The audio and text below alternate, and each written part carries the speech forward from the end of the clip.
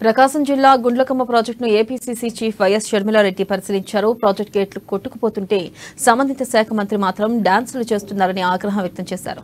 వైఎస్ఆర్ కట్టిన ఈ ప్రాజెక్టును పూర్తిగా నిర్వీర్యం చేయాలని చూస్తున్నారని ఆమె ఆరోపించారు. 12 మండలాలు ప్రజలకు ఒంగోలు పట్టణానికి త్రాగునీరు ఇచ్చే ప్రాజెక్టుకు ఇలాంటి దుస్థితి రావడం చాలా బాధాకరమని అన్నారు. ఇప్పటికే సంబంధిత అధికారులు కళ్లు తెరవాలని, లేకుంటే ప్రాజెక్టు మొత్తం కూలిపోయే ప్రమాదం ఉందని ఏపీసీసీ చీఫ్ షర్మిల హెచ్చరించారు.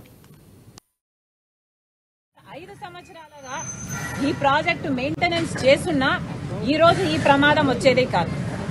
జగనన్న గారు గత 5 సంవత్సరాలుగా ముఖ్యమంత్రిగా ఉన్నారు. జగనన్న గారు రాజశేఖర రెడ్డి గారి ఆశయాలను నిలబెడుతున్నానంటున్నారు.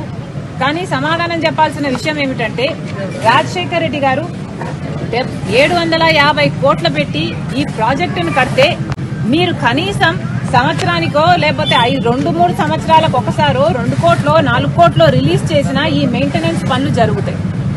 కానీ రాజశేఖర రెడ్డి గారు 700 కోట్లు పెట్టి ప్రాజెక్టు కడితే మీకు కనీసం ప్రాజెక్టు మెయింటైన్ చేసే ఇంగితం కూడా లేదు అంటే మరి మీరు రాజశేఖర రెడ్డి గారి ఆశయాలను ఎలా నిలబెడుతున్నారో వైసీపీ నాయకులు సమాధానం చెప్పాలి. రాజశేఖర రెడ్డి గారు ఎంతో చిత్తశుద్దిగా జలయజ్ఞం తలపెడితే ఈ ప్రాజెక్టు సాధ్యమైంది. 1,00,000 ఎకరాలకు నీళ్లిస్తున్నది. ఒంగోలు పట్టణంతో సహా చుట్టుపక్కల మండలాలకు తాగునీరు కూడా ఇస్తున్నది. మీ పుణ్యమా అని ఈరోజు ఇంతమంది మంత్రులు, ఎమ్మెల్యేలు వీళ్ళందరూ ఉన్నారు ఇక్కడ.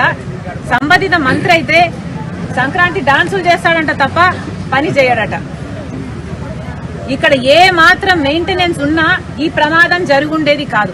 ఈరోజు ఒంగోలు పట్టణం సైతం మంచినీళ్లు రావటం లేదు.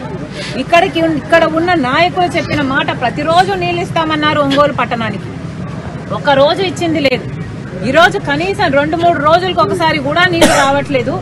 తాగడానికి, నేను చెప్తున్నది తాగే నీరు, మంచి నీళ్ల కోసం కూడా ఇక్కట్లు పడుతున్నారు.